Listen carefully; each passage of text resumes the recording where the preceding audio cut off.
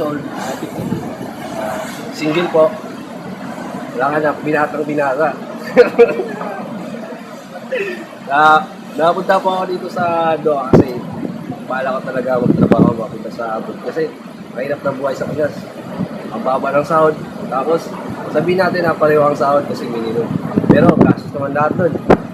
Upahan ng bahay, bayad ka ng kuryente, pamasahe. Parang naglalaro ka lang, sinasayang mo na yung oras mo. Kaya, naisipan ko, may pagsapalaran dito sa Doha. Para naman, gusto ko hanapin yung sarili ko. Gusto ko na may mapatunayan ako sa magulang ko na kaya ko buhay naman.